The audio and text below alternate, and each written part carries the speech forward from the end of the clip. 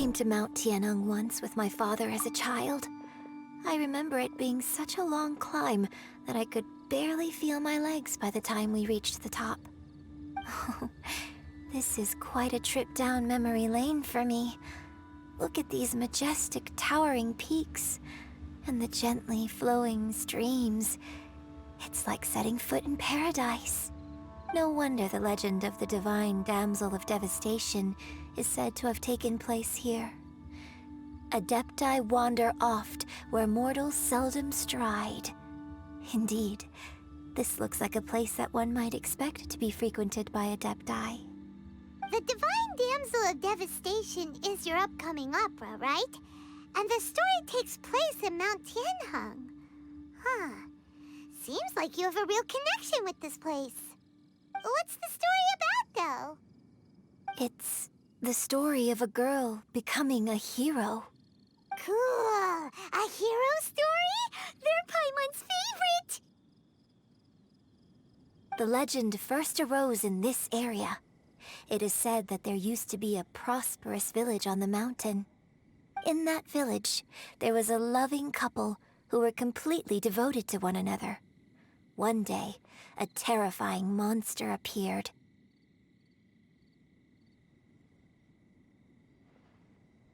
The wife was out collecting herbs and was captured by the monster.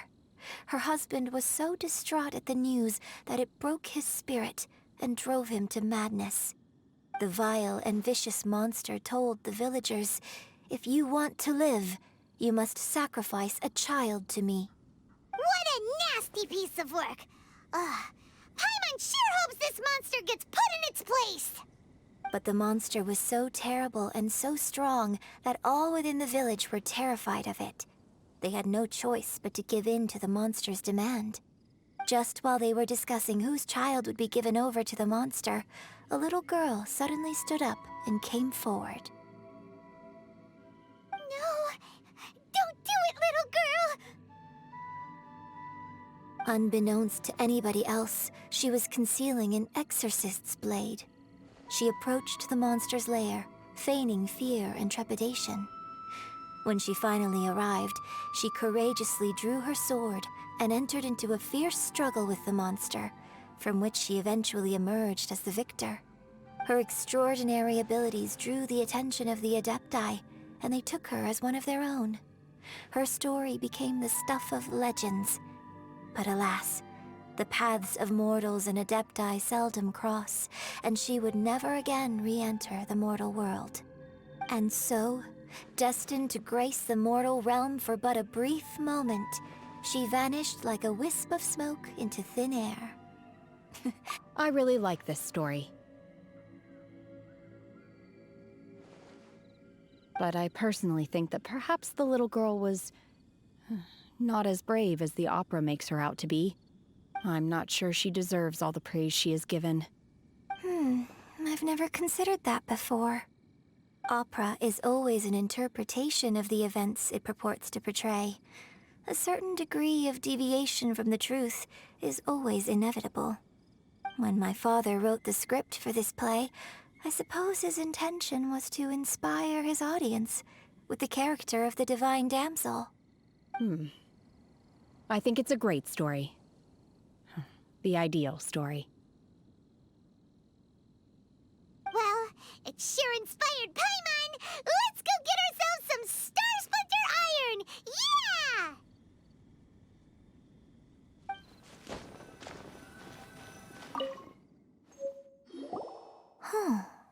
What's this?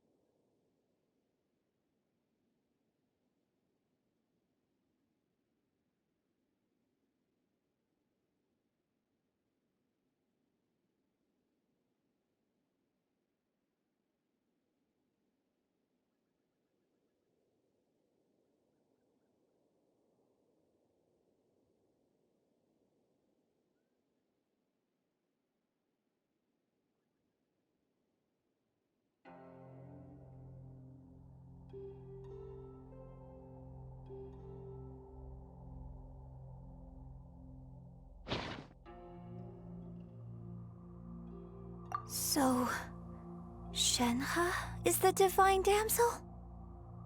Now that I think about it, she does behave rather like an adeptus, and she is about the right age.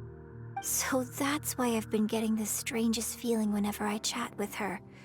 I should have noticed it earlier. According to this text, the divine damsel from the opera was actually the daughter of the loving couple. And she didn't volunteer. She was sacrificed to the monster by her own father. Oh, the truth is even more lamentable than the opera. Now I understand why Shэнь Hé said the girl was not as brave as people think. It wasn't her choice to enter that ghastly situation. She was forced into it. Oh, it looks like my father may need to make a few revisions to his beloved opera.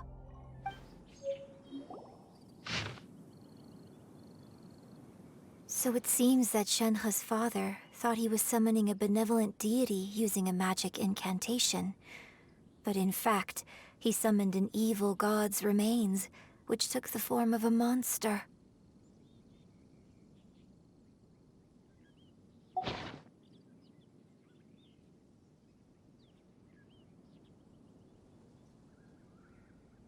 His obsessive yearning for his deceased wife led to a terrible tragedy. The villagers moved away in fear, without ever learning the truth. And now, this place is deserted. Still, I do wonder what the connection is between Shэнь Hé and Mingjun.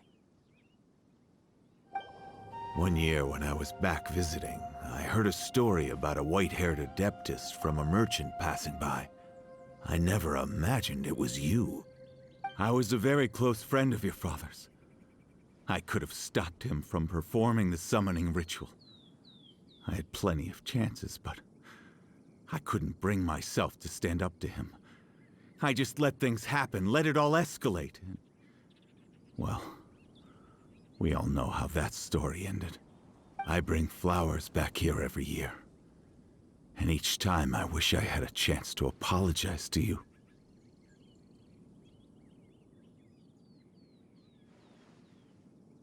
Apologize for what? If you'd stopped him, he'd only have found another way.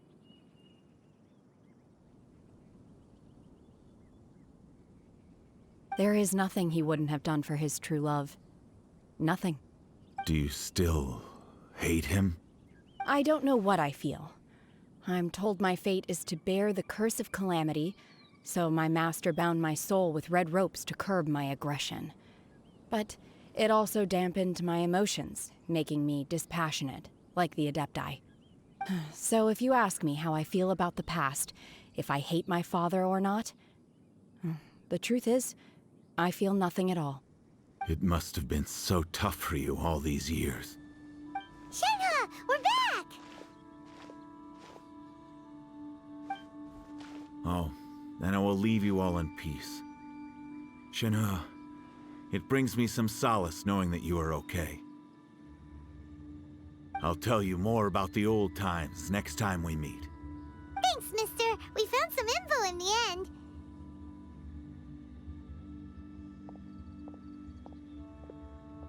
Shэнь Hé, look! This tells us how to find Subrosium. All we gotta do is go to the middle of that lake! Let's go then.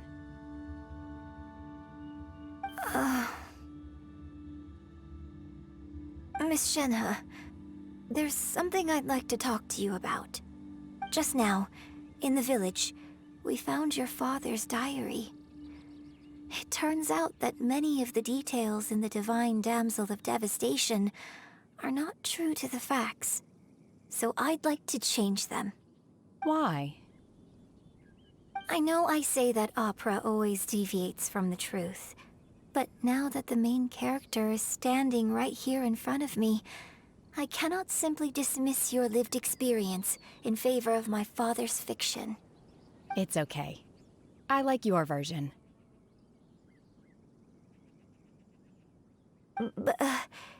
Huh?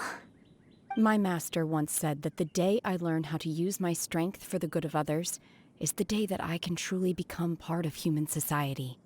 So, I hope that one day I might be brave enough to stand up and protect others, just like the girl in the opera.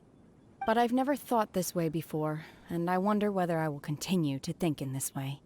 Don't worry. I believe you will. In fact, I think maybe you've already started to become the person you aspire to be.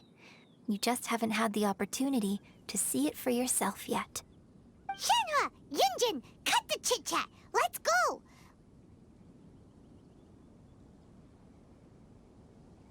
We can't let someone else beat us to it.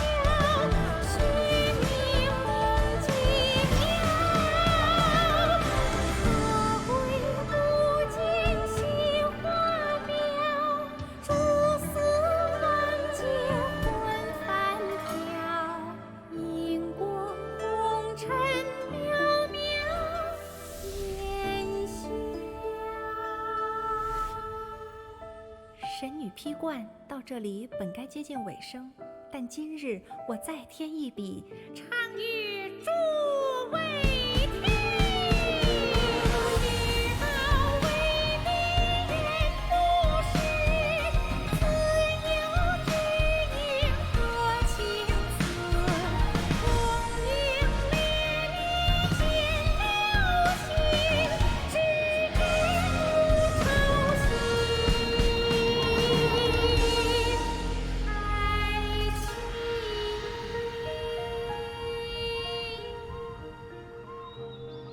彼时鹤归，茫茫天地无依靠，孤身离去。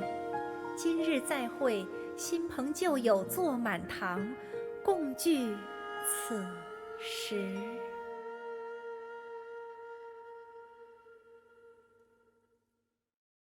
What did you think? Personally, I thought I sang rather well. It was beautiful. Paimon wants to learn too. It was wonderful. Also, thank you. You're welcome. Thanks to you, the divine damsel of devastation is a more nuanced tale than ever.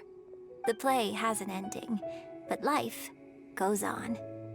I believe you will find a way to fit in Liyue Harbor. Thank you. I think I've found the opportunity I needed to change. Ms. Yun, here you are. Great to see you. Huh? Hey, this young lady with the white hair looks like some kind of VIP. Yeah, that's it, like an adeptus. Wait, you're the girl from the opera, aren't you? The divine damsel herself. And look who else we have here, the illustrious traveler. Well, I'll be. This was definitely worth showing up for. Let me pull up a chair, all right.